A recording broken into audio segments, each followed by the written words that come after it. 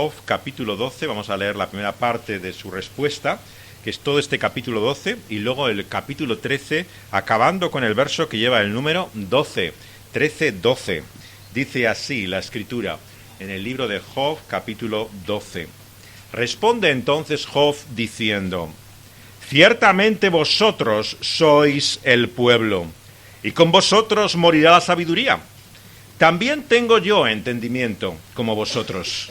No soy yo menos que vosotros. ¿Y quién habrá que no pueda decir otro tanto? Yo soy uno de quien su amigo se mofa, que invoca a Dios y él le responde. Con todo el justo y perfecto es escarnecido. Aquel cuyos pies van a resbalar es como una lámpara despreciada de aquel que está a sus anchas. Prosperan las tiendas de los ladrones, y los que provocan a Dios viven seguros, en cuyas manos él ha puesto cuánto tienen. Y en efecto, pregunta ahora a las bestias, y ellas te enseñarán. A las aves del cielo, y ellas te lo mostrarán. O habla a la tierra, y ella te enseñará. Los peces del mar lo declararán también. ¿Qué cosa de todas estas no entiende que la mano del Señor la hizo? En su mano está el alma de todo viviente, y el hálito de todo el género humano. Ciertamente el oído distingue las palabras, y el paladar gusta las viandas. En los ancianos está la ciencia, y en la larga edad la inteligencia. Con Dios está la sabiduría y el poder. Suyo es el consejo y la inteligencia. Si él derriba, no hay quien edifique. Encerrará al hombre y no habrá quien lo abra. Si él detiene las aguas, todo se seca. Si las envía, destruyen la tierra. Con él está el poder y la sabiduría. Suyo es el que yerra y el que hace errar, el que hace andar despojados de consejo a los consejeros y entontece a los jueces. Él rompe las cadenas de los tiranos y les ata una soga a sus lamos. Él lleva despojados a los príncipes y trastorna a los poderosos. Priva del habla a los que dicen verdad y quita a los ancianos el consejo. Él derrama menosprecio entre los príncipes y desata el cinto de los fuertes. Él descubre las profundidades de las tinieblas y saca a luz la sombra de muerte. Él multiplica las naciones y él las destruye. Esparce a las naciones y las vuelve a reunir. Él quita el entendimiento a los jefes del pueblo de la tierra y los hace vagar como por un yermo sin camino. Van a tientas como en tinieblas y sin luz, y los hace errar como borrachos. He aquí que todas estas cosas han visto mis ojos, y oído y entendido mis oídos. Como vosotros lo sabéis, lo sé yo. No soy menos que vosotros, mas yo hablaría con el Todopoderoso, y querría razonar con Dios. Porque ciertamente vosotros sois fraguadores de mentira, sois todos vosotros médicos nulos. Ojalá callarais por completo, porque esto os fuera sabiduría. Oíd ahora mi razonamiento, y estad atentos a los argumentos de mis labios. ¿Hablaréis iniquidad por Dios? ¿Hablaréis por él engaño? ¿Haréis acepción de personas a su favor? ¿Contenderéis vosotros por Dios? Sería bueno que él os escuadriñase. ¿Os burlaríais de él como quien se burla de algún hombre? Él os reprochará de seguro. Si solapadamente hacéis acepción de personas, de cierto su alteza os habría de espantar, y su pavor habría de caer sobre vosotros. Vuestras máximas son refranes de ceniza, y vuestros baluartes son baluartes de lodo. Hasta aquí nuestra lectura de la palabra de Dios. Vamos a pedirle a Dios que nos hable. Vamos a orar al Señor.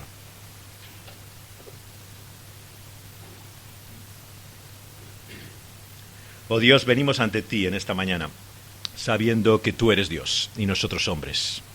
Señor, la distancia, la realidad tan diferente, Señor, en la cual percibimos nuestra existencia y pensamos de ti, hace, Señor, que no tengamos palabras, no tengamos sabiduría, lo que es peor, para poder discernir y entender cuál es tu propósito. Por eso, si tú no te revelas a nosotros, Señor, ¿cómo podremos saber de ti?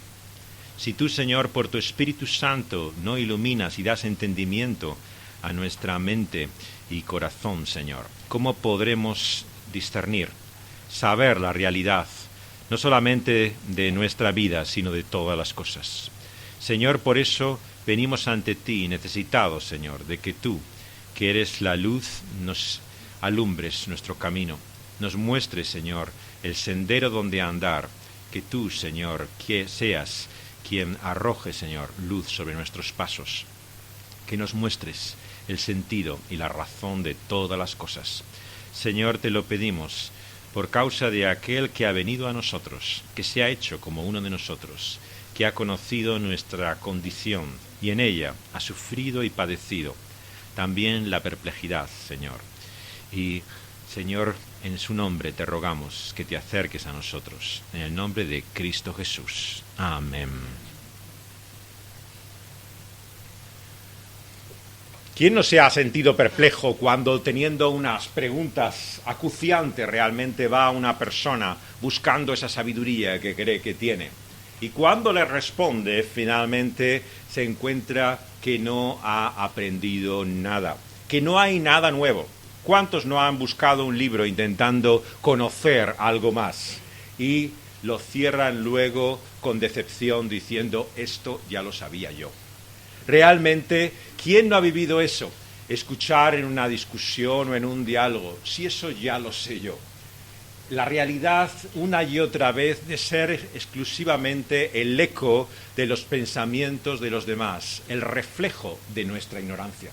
Porque muchas veces en el cúmulo de palabras que hay, sino sencillamente la expresión de la realidad de que no sabemos y no conocemos. El discurso que estamos viendo de estos amigos de Job, ¿no? Vemos que aunque es diferente y toma distinto punto de partida, el primero hablaba más bien acerca del punto de vista que viene de la tradición, de las revelaciones, pero hablaba, como nos dice la conclusión del libro, al final de Job, hablaba no conforme a la sabiduría divina, sino a la pretendida sabiduría humana. Y en segundo lugar vimos también cómo el siguiente discurso tampoco es mucho más iluminador. Vemos que lo que hace es empezar a sugerir que realmente en la vida solamente hay un principio. Así haces, así recibirás. Y por lo tanto aquel que padece en este mundo, quien sufre, por algo será, algo habrá hecho. Esta es la sospecha del segundo discurso. Y el último, el que acabamos de tratar, está en el capítulo anterior 11. Zofar lo que dice es que evidentemente lo que está conociendo de infortunio Job demuestra, pone en evidencia realmente un mal escondido, la realidad de una doble vida. Su aparente integridad no es más que fachada. Lo que hay dentro de él es la realidad de su mal. Y esto Dios lo pone en evidencia por medio de esas desgracias que han caído sobre él. Así nos encontramos ante este discurso terrible de los amigos de Job. Y como se suele decir, si estos son tus amigos, ¿para qué quieres enemigos, no? Realmente es un elemento descorazonador el que predomina en todos estos discursos, totalmente desanimante. Pero lo chocante para nosotros, creyentes, es la realidad, claro, de que todos ellos, los tres, hablan desde el punto de vista de la fe. Muchas veces pensamos, bueno, si fuera un creyente el que hablaría distinto o diferente. Pero todos forman parte realmente de lo que podríamos llamar un sistema religioso. Una forma de entender la vida que no da, nos demuestra aquí Job en su respuesta, no da respuesta a su sistema a la realidad de nuestra existencia. Un sistema del que no lo olvidemos, Job ha participado. Job por eso se identifica con su error y hace suyo la realidad de la que ha sido su forma de pensar, de razonar hasta ahora. Y nos demuestra en este discurso cuáles realmente los problemas de su pensamiento y razonamiento. En primer lugar, los primeros 6 versículos de este capítulo 12, Job nos muestra que este sistema religioso es cruel. Lo que aquí describe a continuación Job es la inhumanidad profunda con la cual se enfrentan a la realidad del dolor de Job. Y lo hace por medio del sarcasmo. En primer lugar, les habla a ellos en su pretendida sabiduría. Y tiene esta expresión del versículo 2. Si vosotros sois el pueblo, aquel pueblo quiere decir los que son algo, los que significan, los que tienen realmente algo que decir de importancia. Con vosotros morirá la sabiduría. Lo que está diciendo es que seguramente sois tan sabios que el día que estemos sin vosotros, ¿qué vamos a hacer? Está poniendo en evidencia el orgullo y la soberbia del pretendido sabio en cada generación, que piensa que puede reinventar la rueda, que cada momento de la historia va a descubrir verdades que nadie ha conocido. Y este es un mal no solamente de este mundo fascinado por la ciencia, la tecnología, lo que podemos llegar a saber, sino también, no nos engañemos, de la religión. ¿O es que acaso no vivimos también en un contexto en el cual muchos piensan que pueden descubrir la verdad del cristianismo mejor que 21 siglos que les han precedido? Que pueden entender mejor la Biblia como si nadie la hubiera leído antes que ellos. ¿Cuántos hay de su pretendida sabiduría y conocimiento que actúan tan llenos de sí mismos, tan ufanos y orgullosos, que realmente dirían que la sabiduría acaba con ellos? Son la culminación del saber humano. Así les dice Job que él también, sin embargo, tiene entendimiento. Y él no es menos que ellos, él también puede hablar. Pero en el versículo 4 vemos que es objeto de mofa. Invoca a Dios y no encuentra respuesta. Y lo que ve es la realidad de que el justo y el perfecto es escarnecido. Y aquellos cuyos pies van a resbalar es como una lámpara despreciada de aquel que está a sus anchas. Prospera el ladrón y los que provocan a Dios viven seguros. En sus manos Él ha puesto todo cuanto tienen. Lo que nos muestra aquí es que la realidad de este sistema no refleja lo que es el mundo y la vida. El discurso de los amigos de Job dice que al que bien hace, bien le irá. Pero la realidad es que los que muestran prosperidad, riqueza, poder en este mundo, influencia, no son los buenos. Todo lo contrario. Muchas veces, como en la observación de Job, es el ladrón el que prospera. Es cierto que hay ciertas medidas de justicia que a veces se pone en evidencia la corrupción, como ha sido en estos últimos años en nuestro país. Pero no pensemos que la corrupción es solo de esos 4 que están en el poder. La corrupción es de todo un sistema. Y por lo tanto, toda la sociedad participa también de ese mismo mal. Y no le va tan mal a todos ellos. A algunos vemos que les viene la vergüenza y la desgracia, pero otros prosperan e influyen. No hay una relación directa entre lo que ocurre en nuestra vida en el presente y nuestra moralidad y justicia. Una y otra vez tenemos que reconocer que vivimos en un mundo injusto. Y el justo, el íntegro, es también escarnecido. El sentido que tienen estos discursos de Job, por lo tanto, es mostrarnos, en primer lugar, la posibilidad de que aquel, el inocente, sufra. Un tema central en toda la Biblia, porque no solamente nos habla de la condición humana, de personas que padecen sin saber por qué, sino que nos habla del hombre en mayúsculas, de aquel que había de venir, de Cristo Jesús. Es por eso que todo el libro de Job es una vindicación del sufrimiento del justo, de cómo realmente el que hace conforme a la voluntad de Dios puede sufrir y de hecho lo padece en este mundo. Y así nos abre los ojos, como el Señor Jesús hizo a aquellos sus discípulos camino de Emaús. ¿Recordáis cuando se habían marchado después de la muerte de Jesús y pensaban que todo había acabado? Se van rumbo a Emaús y se encuentran a este extraño en el camino. Y a medida que van hablando con él, se sienten perplejos. Y es cuando están en la intimidad y cercanía de él, cuando no solamente parte el pan con ellos, sino que abriendo las Escrituras les da el entendimiento de que los escritos de Moisés, la ley, los profetas, todo lo que la Escritura hablaba era sobre él, Cristo Jesús. Por lo tanto, nuestra profunda convicción es que este libro tiene sentido cuando Cristo es realmente puesto en evidencia por la obra de Dios como el centro de toda la Escritura. Por eso es que la Biblia sin Cristo es un libro cerrado. Ciertamente que creemos que es la palabra de Dios, que es suficiente, que esta palabra es el instrumento, el medio de gracia. Pero lo que Dios hace con su Espíritu es reflejar e iluminar la realidad de Cristo Jesús en toda la Escritura. Por eso no nos avergonzamos de hacer una lectura cristocéntrica de la Biblia. ¿Por qué? Porque es Cristo realmente la sabiduría divina que se pone una y otra vez en evidencia. Es Cristo el que sufrió siendo el justo, y es Cristo el que nos muestra el propósito y la voluntad de Dios. Y lo paradójico aquí, nos dice Hoff, es que la religión, que muchas veces lleva el nombre incluso de cristiana, se caracteriza por la más tremenda inhumanidad. ¿Cuántas veces la moralidad que presume de cristianismo carece de la menor compasión? ¿Cuántas veces lo que hace precisamente es que aquel que sufre y padece se sienta aún más culpable de lo que es? Una y otra vez vemos que lejos de ser un mensaje de consuelo, de aliento y de alivio, la religión para muchas personas es un objeto de condena.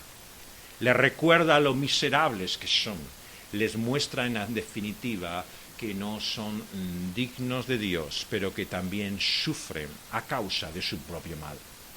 Porque todo sistema religioso, no solamente cristiano, sino en cualquiera de los credos y fes de este mundo, se basa en esta idea. El principio del karma, de la causa y el efecto. Así haces, así recibirás. Es tan sencillo como esto. Según la persona que seas, así te irá en la vida. Y esa forma de entender el mundo y la vida, de comprender a Dios y su propósito, nos dice aquí Hoff, es terrible. Carece de la menor compasión. No muestra desde luego la humanidad que el Señor Jesucristo nos ha revelado en el Evangelio. En segundo lugar, en los versículos 7 al 12, vemos también en los versos 7 al 12 que este sistema de comprensión religiosa es superficial. Es como tantas cosas que apela a ciertas verdades, pero que las simplifica tanto que finalmente pierde de vista el sentido de las cosas. Porque, seamos sinceros, no es cierto, como la Escritura dice también, que Dios muestra en este mundo, en esta vida, también su mano, que hay bendiciones que vienen de su mano y hay también disciplina que viene de su mano. No podemos decir también en la Escritura que Dios de alguna manera ahora ya está reflejando de alguna manera su forma de actuar y proceder en el mundo. Ciertamente que lo es. Pero al simplificar, al hacer de esto una regla exacta y continua que explica todas las cosas, cae en la superficialidad. Nos dice, en lo que se parece el discurso de aquellos hombres, como hemos escuchado, pregunta a las bestias, que ellos te enseñarán, a las aves del cielo y te lo mostrarán, en la tierra, a los peces del mar también, porque todos ellos entienden que la mano del Señor las hizo, que en su mano está todo alma viviente y el hálito de todo género humano, y así el oído distingue las palabras y el paladar la comida, y en los ancianos está la ciencia, y en la larga edad la inteligencia. Lo que está apelando aquí es lo que podríamos llamar en términos teológicos, una teología natural. Nos dice, ¿cómo saber el propósito de Dios? Abre los ojos, ve el mundo, contempla la creación y verás el diseño de la creación. Dios muestra en todo lo que nos rodea su propósito. Basta mirar todas las criaturas que Él ha hecho y verás la realidad de Dios. Todas ellas te hablan de Dios y de su creación. Claro, hay una verdad ahí, indudable, Romanos 1. Todas las cosas creadas y hechas de la mano de Dios dan testimonio de quién es Él. El problema es que cuando de esta idea de revelación de Dios en la naturaleza, hacemos la ley natural que rige y explica todas las cosas. Esta fue la tragedia de la Edad Media. A raíz del pensamiento de Tomás de Aquino, pensaron los cristianos realmente que simplemente había que utilizar la cabeza. Es una cuestión de razón. Simplemente razona y ve la realidad como el mundo está hecho, y así entenderás. Consecuencia, el más sabio por la edad, el que más experiencia y conocimiento tiene, mayor verdad hay. Esto es lo que concluye, irónicamente, el discurso de Job. Es a lo que ha apelado siempre el género humano. De acuerdo a toda esa su experiencia, todos esos años de conocimiento, así habla su sabiduría. Simplemente se trata de lo que uno ha vivido, del testimonio y conocimiento que uno tiene. Pero este sistema es demasiado superficial. Y a continuación, en los versículos 13 al 25, vemos que lo que ha hecho es domesticar a Dios. Porque ciertamente con Dios está tanto la sabiduría como el poder. Suyo es el consejo y la inteligencia. Pero ¿qué ocurre? Que al que Dios derriba no hay quien lo edifique. Más bien encierra al hombre y no habrá quien le abre. Si él detiene las aguas, todo se seca. Y si las envía, destruyen la tierra. Porque con él está el poder y la sabiduría. El cuadro que nos da del mundo natural Job, vemos que nos muestra la realidad de un mundo caído. Vemos la naturaleza, lo que Dios ha hecho, pero ¿qué vemos? Desastres. Cuando Dios deja de caer la lluvia, viene la sequía. Cuando cae la lluvia, todo lo inunda. No hay una armonía, un orden, una lógica en la realidad natural que nos diga, es evidente que hay un Creador y Señor que está llevando todo conforme a su propósito y designio perfecto. Lo que hace aquí Job es poner en evidencia esa teología natural que muestra que se puede entender ese mundo sin el pecado. Ese fue el error cuando pensaba Tomás de Aquino y otros que simplemente por la mente, por el uso de la razón, podían llegar a comprender el propósito de Dios. Como los reformadores nos enseñaron y una y otra vez nos recuerdan, también la razón está afectada por el pecado. No hay ninguna forma de nuestro entendimiento que esté libre de esa mancha y error que lleva el pecado en nuestras vidas. Y eso se da no solamente en el mundo, en su ciencia, conocimiento y sabiduría, que también está sinceramente errado, sino que se da también incluso dentro del pensamiento cristiano. Este es el peligro muchas veces del orgullo de la sana doctrina. ¿Quién no conoce a estos cristianos que dicen, no, si tú conocieras la Biblia, si la supiera realmente como la he estudiado yo, entonces verías las cosas como la veo yo? Ay de nosotros si confiamos en nuestra comprensión y entendimiento. Porque incluso la más sana o pura doctrina tiene ese elemento dentro de ella, que es el pecado. Y por lo tanto el gran problema es que todos nuestros sistemas de pensamiento tienen errores. Y el problema es que no sabemos cuáles son, si no los habríamos corregido. Por eso es que no hay una visión teológica perfecta, no hay una comprensión de Dios y su propósito sin error. Todos nosotros somos falibles. Tenemos que darnos cuenta que no solamente podemos, sino que nos equivocamos. Nos equivocamos una y otra vez. Y por lo tanto tenemos que darnos cuenta que nuestro propio conocimiento de Dios, nuestra visión de Él, está marcada por esa realidad que es la caída, por la cual este mundo no es como debiera ser. Lejos de ser el mejor de los mundos posibles, vemos que está sumido en continuos desastres. Hay catástrofes que no podemos explicar. Desde Voltaire, a lo largo de toda la historia del pensamiento, recordáis el terremoto en Lisboa que provocó todo ese pensamiento de duda y de sospecha de Dios. ¿Dónde está ese Dios de orden del que ha hablado el cristianismo cuando la ciudad de Lisboa se ve sumida en ese desastre? Y así una y otra vez el ser humano contempla la realidad de lo que pasa en el mundo y dice, o bien no hay Dios, o si hay un Dios, no es bueno. Esta es la conclusión lógica del mundo natural caído. Ante una creación rota, no encontramos por el mero ejercicio de la mente, simplemente abriendo los ojos, la realidad de Dios. No nos engañemos, esto no es cuestión de cabeza. Necesitamos otra luz para poder comprender la sabiduría y consejo de Dios. Y lo que nos dice a continuación es que con Él está ese poder y la sabiduría. Y suyo es el que yerra y el que hace errar, versículo 16. El que hace andar despojados de consejo a los consejeros y entontece a los jueces. Rompe las cadenas de tiranos y les ata a una soga a sus lomos. Lleva despojados príncipes y trastorna poderosos y priva del habla a los que dicen verdad. Y quita a los ancianos su consejo, derrama menosprecio sobre príncipes y desata el cinto de los fuertes. Él es el que descubre las profundidades de las tinieblas, el que saca a luz la sombra de la muerte, multiplica naciones y destruye, esparce naciones y vuelve a reunir, quita el entendimiento a jefes del pueblo y los hace vagar, como por un yermo sin camino, a tientas y en tinieblas, andando, tambaleándose, como errando, como borrachos. El cuadro que hace aquí Job es el cuadro de la pretendida sabiduría del mundo. Comienza en primer lugar diciendo, ¿y qué hay de los sabios y entendidos de este mundo?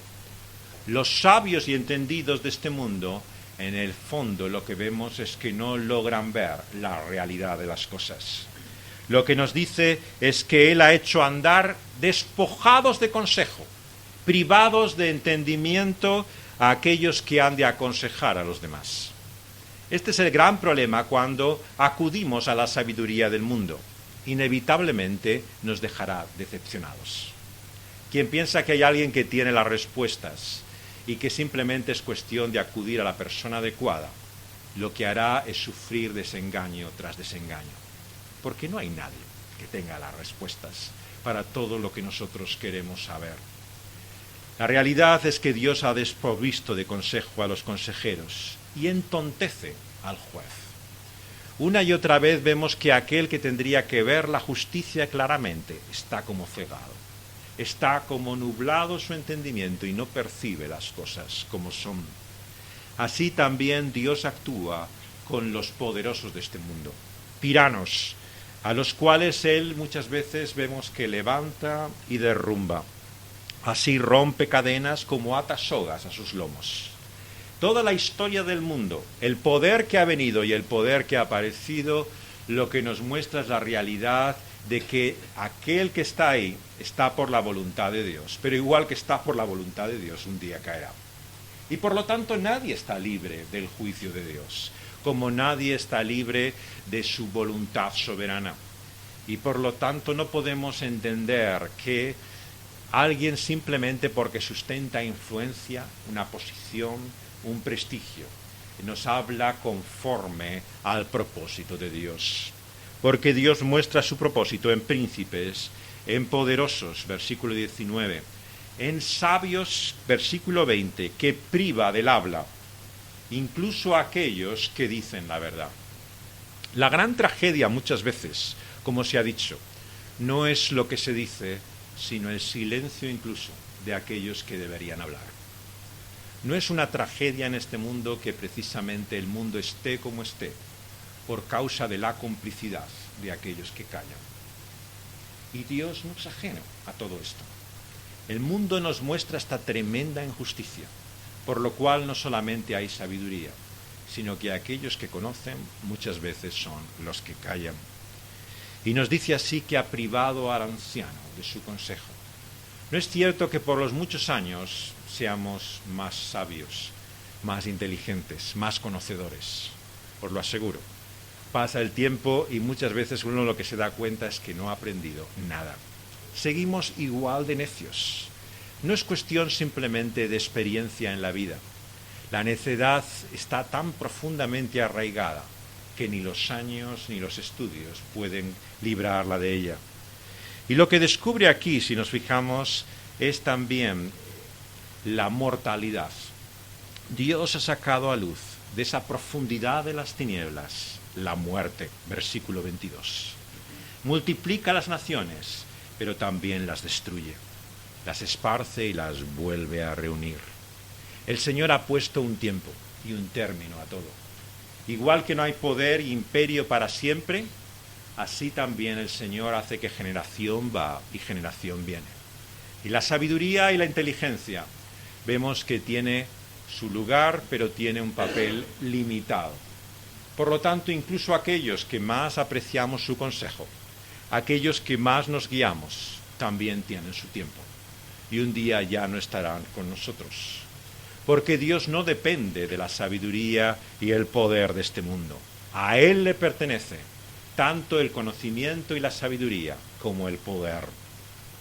Y así mueve las naciones, las esparce y las reúne, y quita el entendimiento, nuevamente, versículo 4, a jefes del pueblo, y los hace vagar, literalmente sin rumbo, como por un yermo en la tierra, a tientas como en tinieblas, tambalean como borrachos. Este es el cuadro de la humanidad que nos presenta la Biblia. El cuadro que nos presenta la Biblia no es de un progreso por el cual el ser humano va subiendo, va adquiriendo cada vez mayores cotas de propósito, sentido y sabiduría. Es lo que vemos en la realidad del hombre una y otra vez. Perplejidad, confusión, falta de dirección, ninguna orientación. La realidad es que puedes vivir toda tu vida conforme a cierto sentido y llegar a cierto momento en tus años y actuar como un necio. ¿Cuántos hay que lo hacen una y otra vez?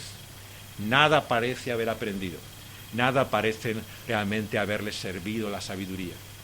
Y así una y otra vez vemos la realidad de esa falta de dirección, de orientación. Los grandes hombres cometen grandes errores. Por eso cuidado con levantar ídolos, con admirar y alabar personas, porque todos tienen pies de barro. Y llegará un día que nos decepcionen. Igualmente que los hemos levantado, los tiraremos porque ya no nos sirven. Así es la realidad de muchas personas que vemos que de repente nos decepcionan, nos fallan, parecen desprovistos de consejo y realmente no tienen discernimiento. El ser humano, por lo tanto, como es visto a la luz de la palabra de Dios, ciertamente vemos que está en una condición de perdición. Cuando decimos que estamos perdidos a la luz de la palabra de Dios, estamos diciendo que literalmente no tenemos rumbo, que andamos a tientas sin saber por dónde vamos, que estamos confusos y perplejos en un mundo de oscuridad, necesitados de su luz. Y nos muestra aquí la palabra de Dios la realidad de que ciertamente Él no ha privado de consejo como también del poder y la influencia al género humano. Y en los versos 1 al 12 del capítulo siguiente, capítulo 13, vemos que este sistema también no solamente es cruel, superficial, vemos que ha domesticado a Dios, ha pretendido haber un orden y una armonía que no existe, sino que en los versículos 1 al 12 nos muestra que es engañoso.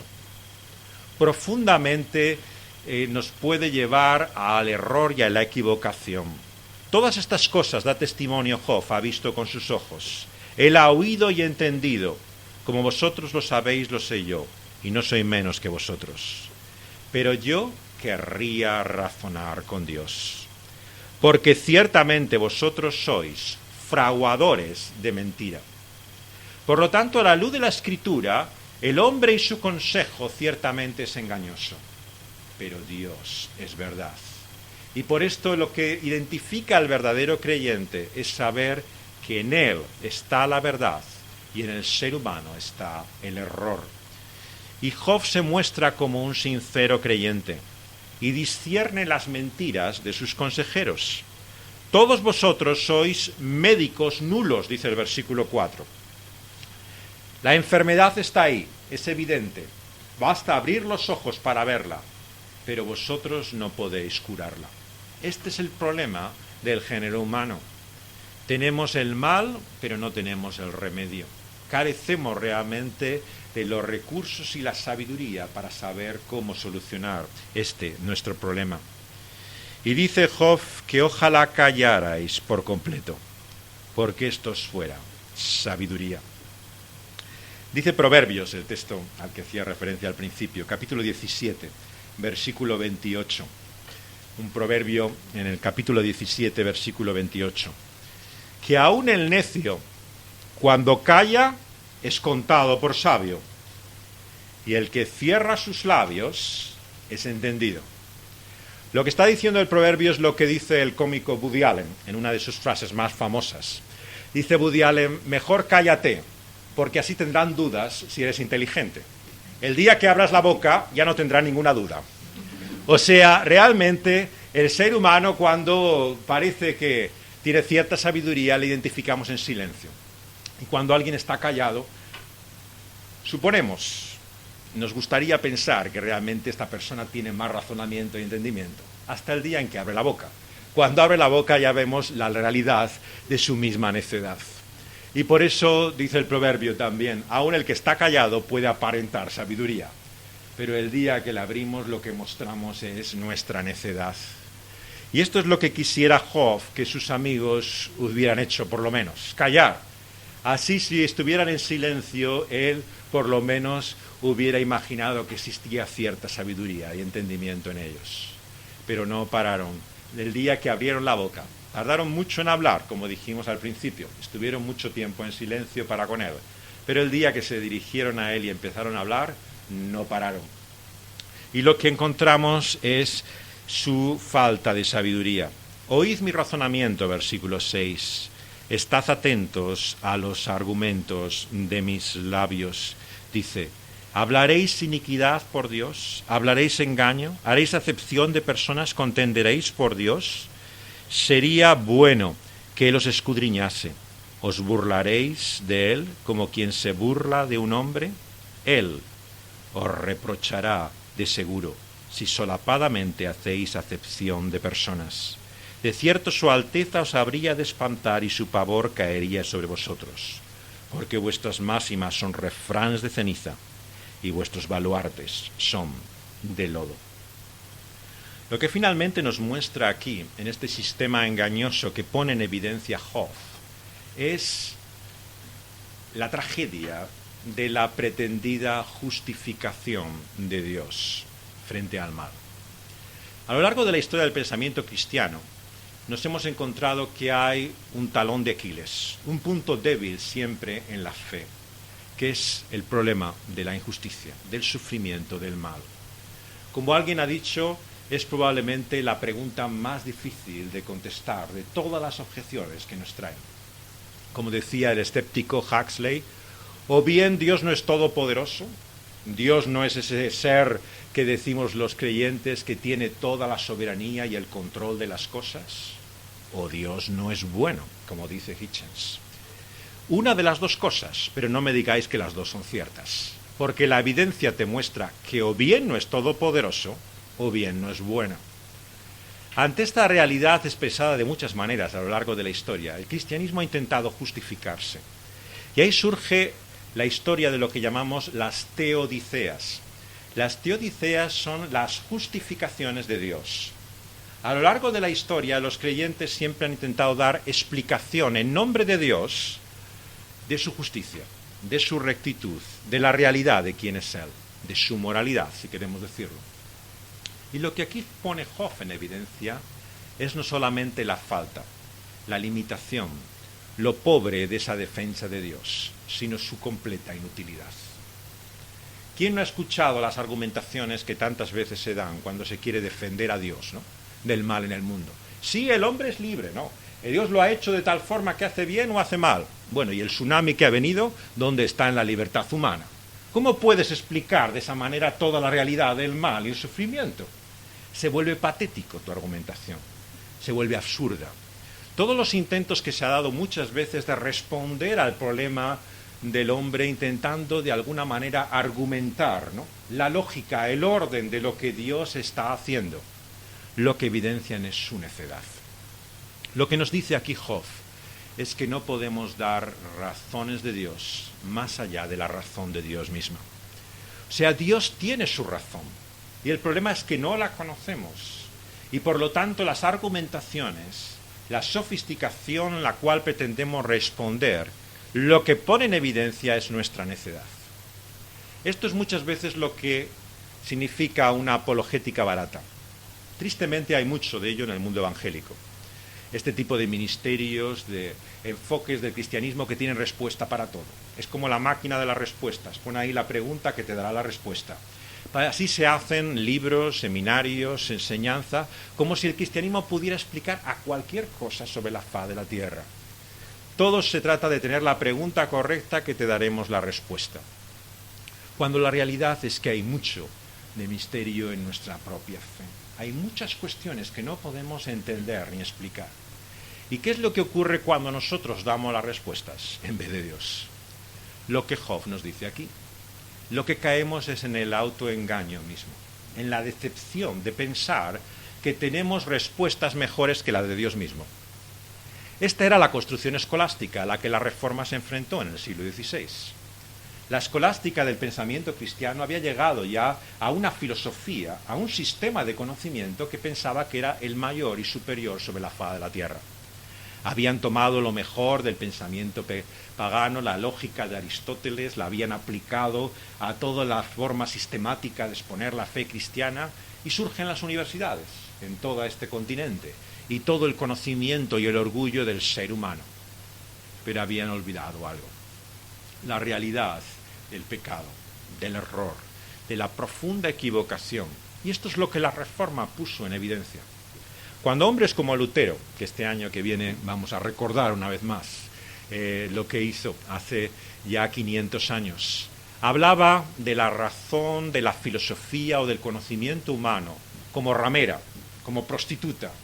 ¿Por qué hablaba Lutero en esos términos tan duros realmente de la sabiduría del mundo? ¿Es que era un ignorante? Bueno, no, era profesor de la Universidad de Wittenberg. Ignorante no era. Lo que quería decir Lutero y los reformadores es no solamente los peligros y límites de la razón, sino el desvío, el engaño, la completa equivocación a la que te puede llevar un sistema racionalmente desarrollado, pero profundamente equivocado. Los reformadores, por lo tanto, colocaron al hombre en su sitio, en la visión en que Job nos pone, en nuestra necedad, y pusieron los argumentos de esa sofisticada forma de elaboración del pensamiento cristiano, como lo que son elementos engañosos.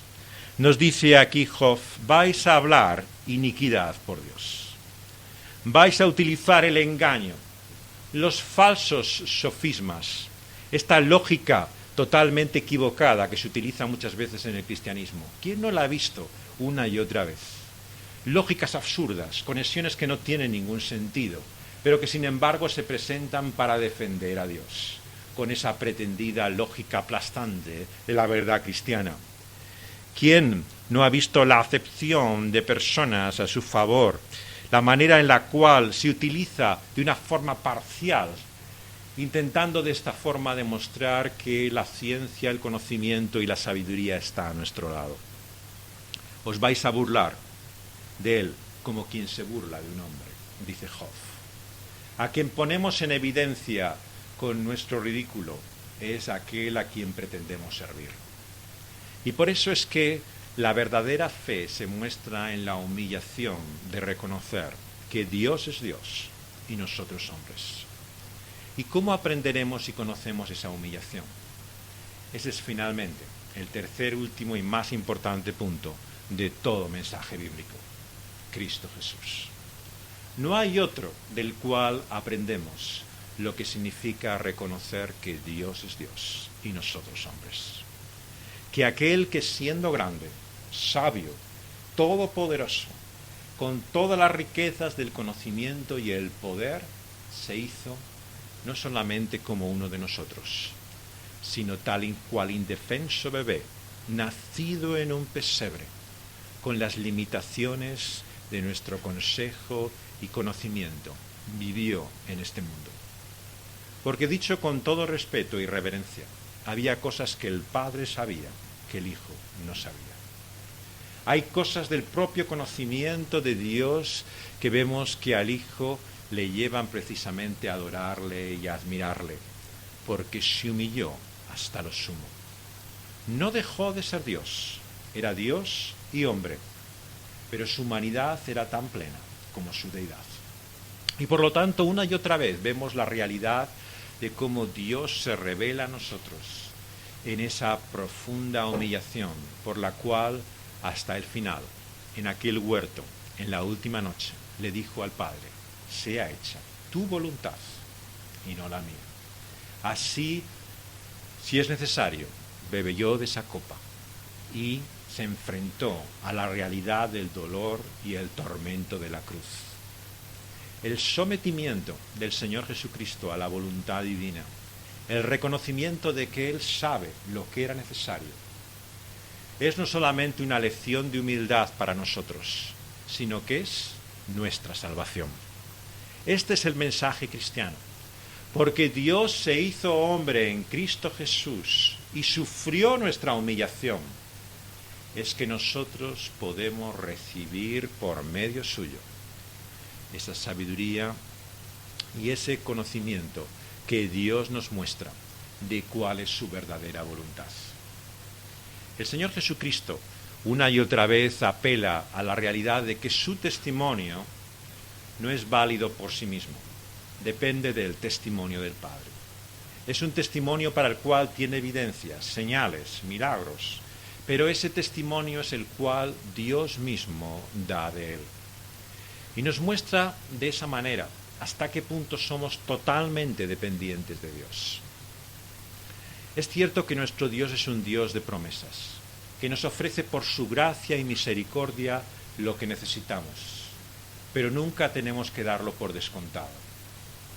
Hay necios que dicen, no ores, diciendo, sea, si es la voluntad de Dios, si Dios quiere, si así Dios lo desea. Hay que orar con fe, con convicción, con fuerza, creyendo estas cosas. ¿Cómo podemos hablar así si nuestro Señor mismo, humillado en aquel huerto de Getsemaní, dijo, no sea hecha mi voluntad, sino la tuya? Si Dios oró así, nosotros también debemos dirigirnos a Él así, vivir toda nuestra vida así. ¿Recordáis cómo el apóstol Pablo escribe así en sus cartas diciendo que de una u otra manera no sabe realmente lo que le aguarda o lo que le espera, sea hecha la voluntad de Dios sobre él? Hemos leído este texto de Filipenses, que toma literalmente, de hecho, una expresión en griego de la traducción que había del Antiguo Testamento, y expresa en Filipenses la verdad con la cual quiero también finalmente acabar esta meditación. Lo encontramos en Filipenses 1:19.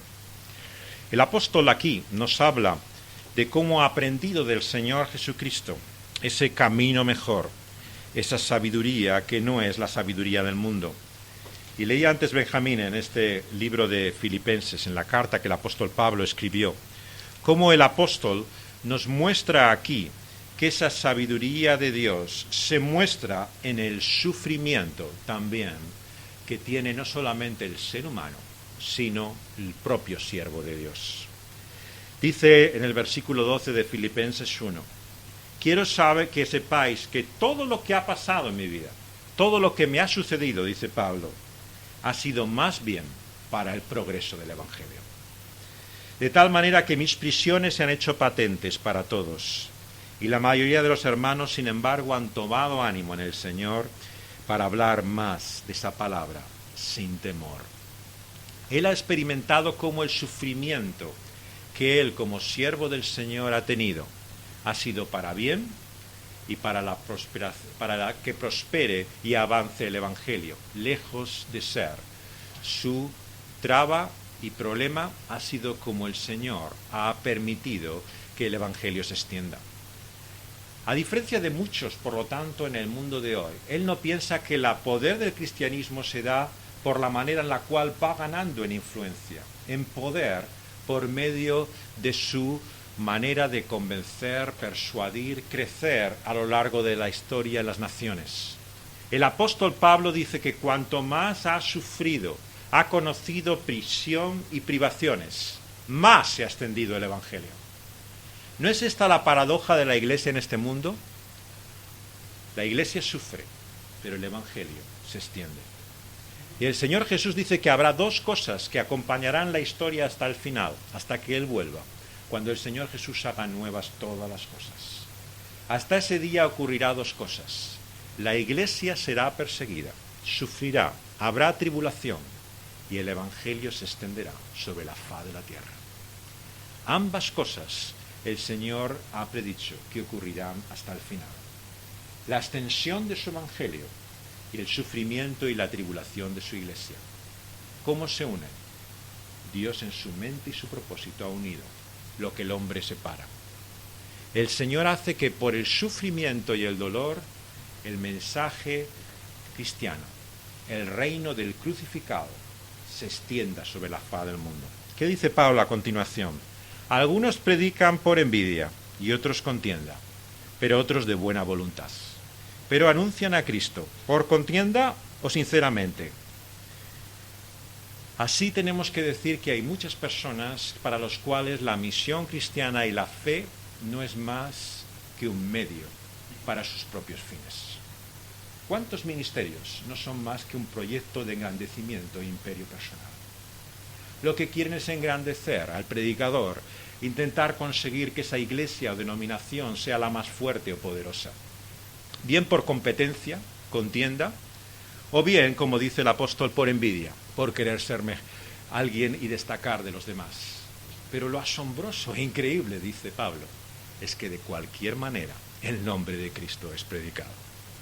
¡Qué visión más grandiosa, más generosa que tiene el apóstol! ¿Cuánto más podríamos tener nosotros? Ciertamente que hay muchos cristianos y muchos grupos e iglesias que dejan mucho que desear. Sabéis que somos los primeros en pensar y en darnos cuenta realmente de los errores que hay en la iglesia hoy. Hay muchas denominaciones, hay muchos grupos que francamente parece que no merecen el nombre de cristianos. Pero recordar siempre lo que dice el apóstol.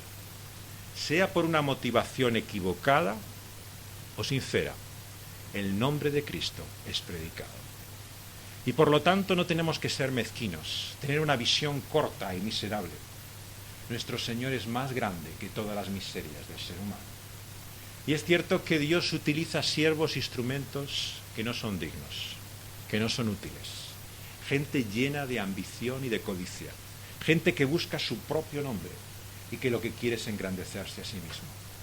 Pero Dios es más grande que todos ellos y muestra la gloria de alguien mayor que ellos, porque su nombre fenecerá, pero el de su Hijo reinará para siempre. Y así Dios se ha provisto a utilizar incluso aquello que es lo más ruin, lo más vil de la tierra, para engrandecer su propósito. Y el apóstol ha descubierto esto, que sea por pretexto, versículo 18, o por verdad.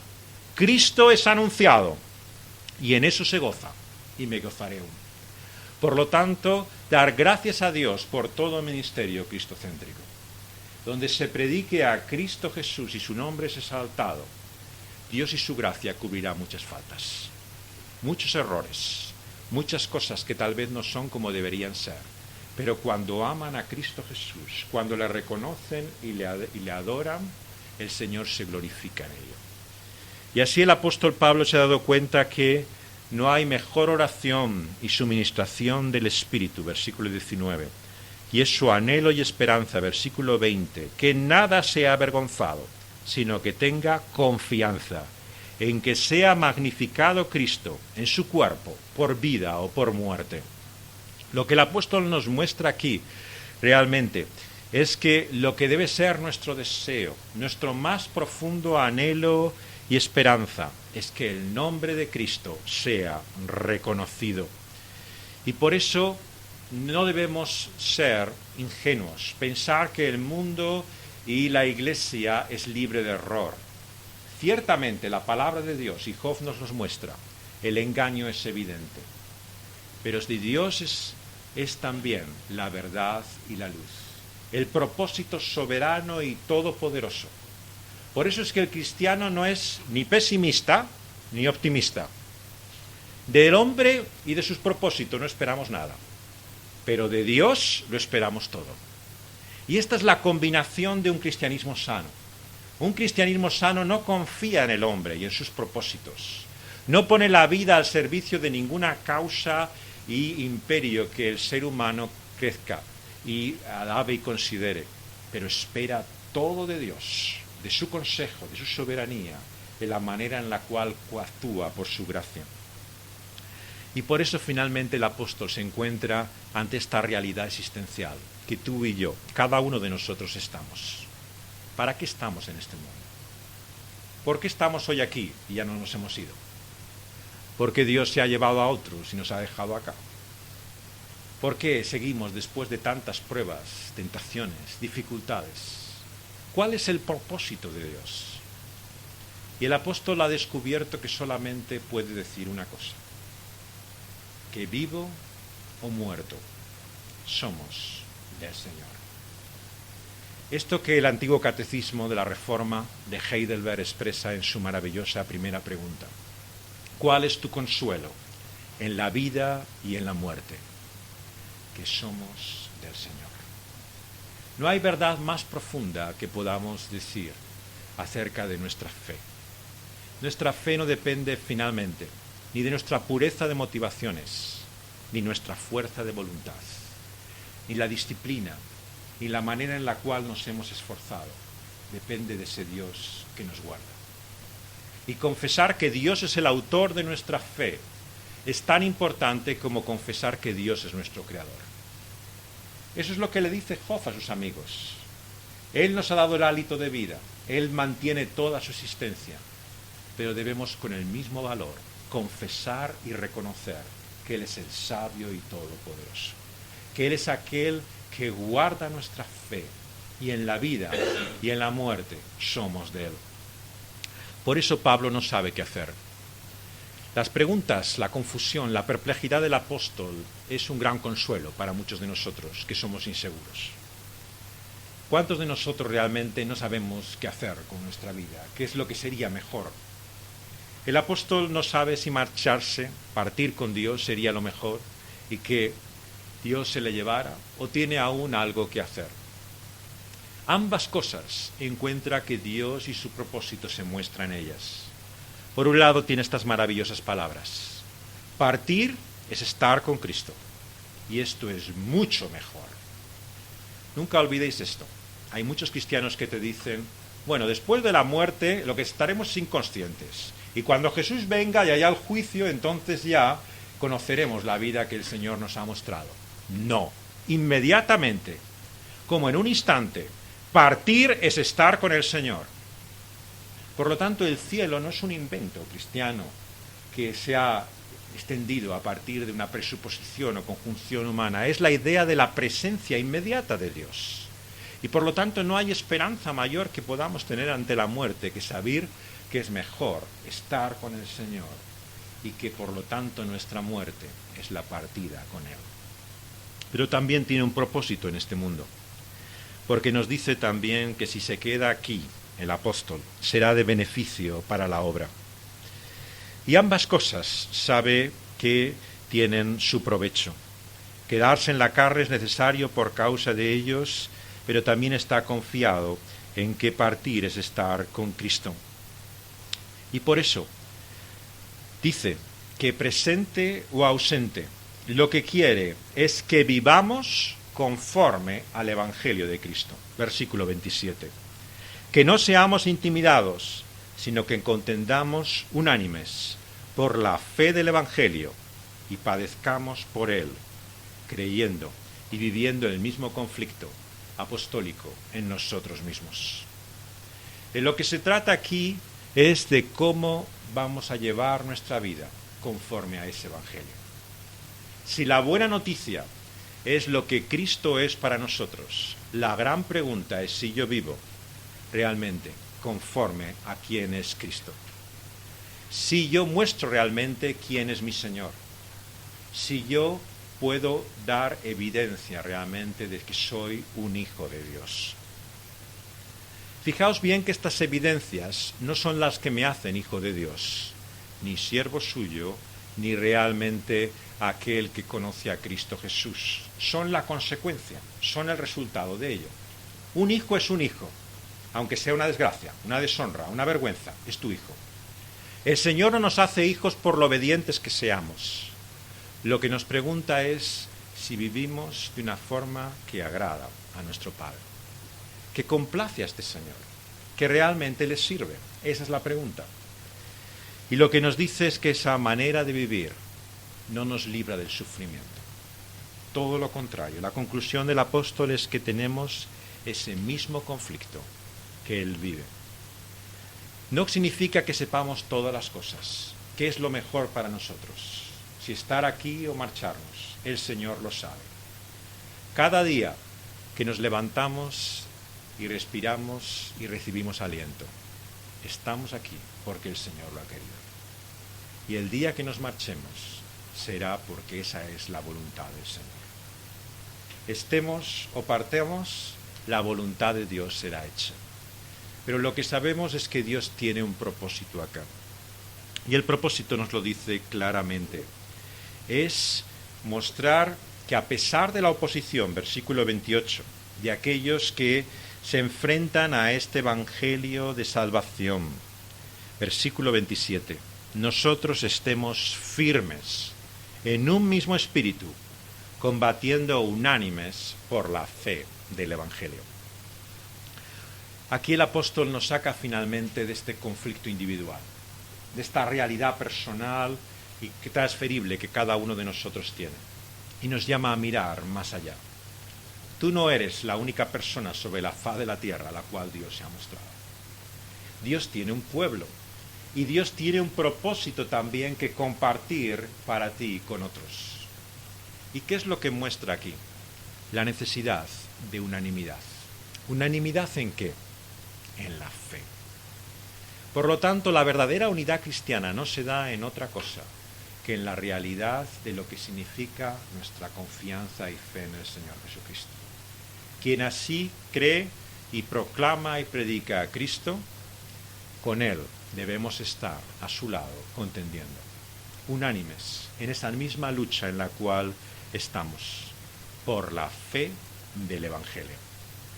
El Evangelio, por lo tanto, es lo último que la Iglesia tiene que renunciar. Es aquello que ha de estar en el centro, porque el Evangelio es Cristo. El Evangelio es el propósito de Dios para nosotros en Cristo Jesús. Y Cristo es todo para nosotros. Por eso a la pregunta de Job, ¿qué haremos con esa nuestra necedad? ¿Qué haremos con nuestros sufrimientos? ¿Qué haremos con nuestras dudas y objeciones? Lo que Job desea y anhela, y el Señor finalmente responde, es que llevemos todas nuestras preguntas a Dios. El próximo día, ya en enero, Dios mediante, retomaremos Job y veremos cómo Dios nos muestra ahí que Él se complace en que llevemos nuestras dudas y preguntas a Él. Ser creyente no significa no tener dudas, no tener preguntas, estar seguro y convencido de todo. La diferencia entre el creyente y el no creyente es como dice aquella canción: creo, por eso a veces también dudo, por eso a veces también caigo, pero yo sé en quién he creído. La diferencia no es la convicción o la fuerza, la seguridad que yo tengo, sino la que Dios me da. Y por eso lo que hacemos ahora, cuando hablamos a Dios, cuando oramos al escuchar su palabra, al buscar consejo en Él, es confiar que Él sabe todas las cosas. Yo no tengo la razón de por qué pasa lo que pasa, pero el Señor lo sabe y en Él confiaré. Y lo que el Señor nos muestra es que en Cristo tenemos todo lo que necesitamos. Quien tiene a Cristo tiene todo en la vida.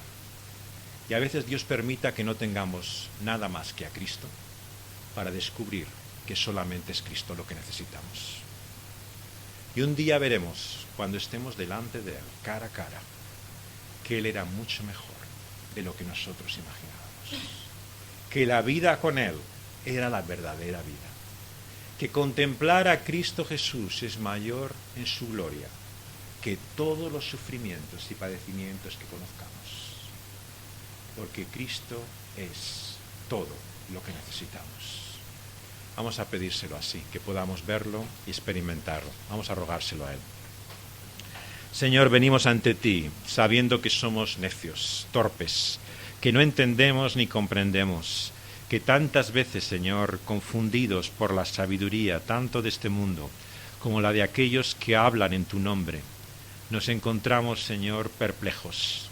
Pero como Job queremos hablarte a ti, queremos dirigirnos ante ti, Señor, buscar en ti las respuestas, sabiendo que el hombre y sus ideas, sus pensamientos y propósitos ciertamente son engañosos, pero en ti está toda la verdad, todo el consejo, toda la sabiduría, todo el conocimiento y el poder. Por eso, Señor, venimos ante ti sabiendo que en ti está la solución a nuestro mal. Y te damos gracias, y alabamos, adoramos en este día, porque la respuesta es la persona del Señor Jesucristo. En Él está toda tu sabiduría encarnada. En Él está la respuesta a todos nuestros males. En Él está, Señor, ese consejo que lejos de ser cruel nos muestra, Señor, su compasión por nosotros. Como en vez de darnos palabras, nos ha dado su vida, entregada, ofrecida en la cruz del Calvario, en toda una vida, Señor, dada por nosotros. Señor, te damos gracias que esa sabiduría que encontramos en Cristo Jesús no es superficial. Todas las riquezas, Señor, profundas, inescrutables de tu sabiduría están en Cristo Jesús. Cuando un día estemos delante de su presencia, veremos que Él es mucho más maravilloso, que Él es más impresionante de lo que podemos entender. Señor, te damos gracias que en Él no está ese Dios domesticado de la religión humana, sino que está Cristo, aquel que es el león de Judá y al mismo tiempo el cordero tuyo. Que en Él está, Señor, la realidad de alguien distinto a quien podemos suponer o imaginar, aquel con quien no podemos jugar, aquel, Señor, que tiene esa autoridad del que es santo, 3 veces santo. Señor, ayúdanos así a acercarnos a ti con el reconocimiento y la reverencia que Cristo nos merece. Señor, te damos gracias porque su consejo mostrado, Señor, en su vida y en sus palabras no es engañoso. Sus palabras dan testimonio de quién es Él, y ese testimonio es verdadero. Señor, queremos por lo tanto no solamente creer y confesar lo que Cristo dice de sí mismo, sino también, Señor, vivir conforme a esa su voluntad. Por eso, Señor, queremos responder a su palabra, a su enseñanza, sabiendo que el que le ama es el que hace, Señor, lo que Él nos dice. Queremos poner en práctica lo que oímos, no ser solamente escuchadores de esta palabra, sino hacedores de ella.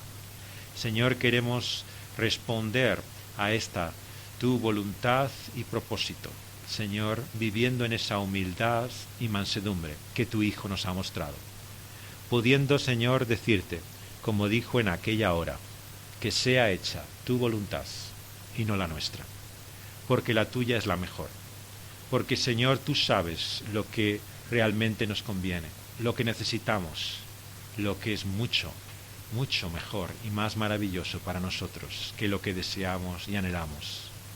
La vida que realmente satisface, la que nos hace llenos y completos, la que podemos llamar verdadera vida. Señor, danos de esa vida, por tu Espíritu Santo te lo pedimos, en el nombre de Cristo Jesús. Amén.